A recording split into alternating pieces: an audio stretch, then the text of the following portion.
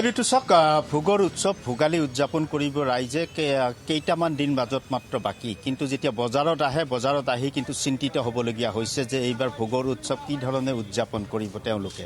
বিশেষকৈ পিঠা পনা বনোৱাৰ ক্ষেত্ৰত যদি মই চাওঁ যিসমূহ সামগ্ৰী বজাৰত এনেধৰণে মেলি দিয়া হৈছে এইবাৰ বিশেষকৈ তিল আৰু মাটিমাহৰ দাম বৃদ্ধি হৈছে তাৰ সমান্তৰালকৈ চিৰাৰো দাম বৃদ্ধি হৈছে কেতিয়া বাঢ়িল চিৰাৰ দাম অলপ দাম বেশি হয়েছে চিৰাৰো দাম বাঢ়িল দাম বাড়ছে চিৰাৰ দামো বৃদ্ধি হৈছে তিলৰ দাম বিশেষকৈ বৃদ্ধি হৈছে মাটিমাহৰ দাম বৃদ্ধি হৈছে গতিকে পিঠা পনা বনোৱাৰ ক্ষেত্ৰতো কিন্তু কিছু চিন্তা কৰিব লাগিব ৰাইজে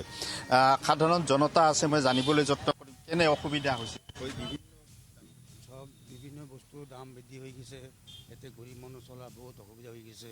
আজি একদম কালি একদম এনেকৈ হৈ চলি আছে দাম বহুত বৃদ্ধি হৈছে বিহু উপলক্ষে তাৰমানে চিৰাটো লোকেল চিৰাটোতো মানে নাই আৰু চালানী চিৰা বহুত আহি আছে আৰু বহুত দাম বৃদ্ধি হৈছে অলপ দাম কমা আৰু গুড়ৰ দামটো বহুত হৈছে এইবাৰ মানে গুড়ৰ দামটো আমাৰ যিটো লোকেল গুড় খাব নোৱাৰা পৰিস্থিতি তাৰমানে অলপ গুড়ৰ দাম কমিব লাগে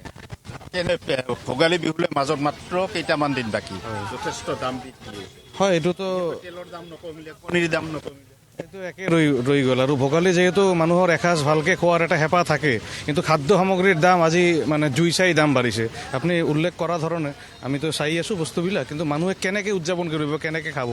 আচলতে এইখন চৰকাৰ কেৱল হিতাহী মাৰাই চৰকাৰ জনগণক নিক্ষেপ কৰাৰ এটা ষড়যন্ত্ৰ লৈছে সিহঁতে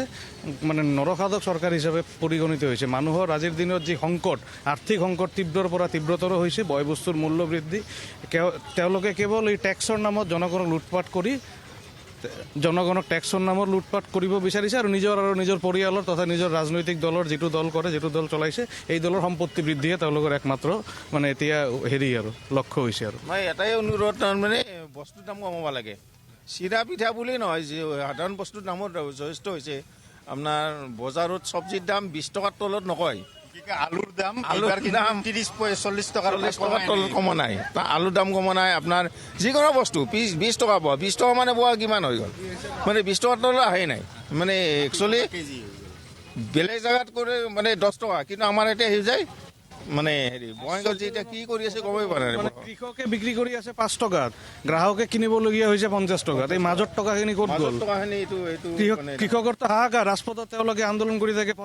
উৎপাদিত ফচলৰ মূল্য নাপায় তেওঁলোকে আৰু আমি কিনিবলগীয়া হৈছে 50 টকা 60 টকাৰ তলত একো শাক পাচলি নাই এতিয়া মাজৰ টকাখিনি ক'ত গ'ল এই দিছপুৰত বহি থকা হিমন্ত বিশ্ব শৰ্মাৰ মন্ত্ৰীসভাৰ তেওঁলোকৰ সদস্যৰ মাজত বিলি হৈ থাকে মধ্যভোগী বিশেষকৈ নিয়ন্ত্ৰণহীন হৈছে বজাৰ এয়া হৈছে উদাহৰণ ৰাইজৰ মন্তব্য কি ক'লে আপুনি মানে বস্তুৰ দামটো অলপমান নিয়ন্ত্ৰণ কৰিব লাগে যিকোনো বস্তু মানে প্ৰত্যেকটো বস্তু ইমান দাম হৈছে মানে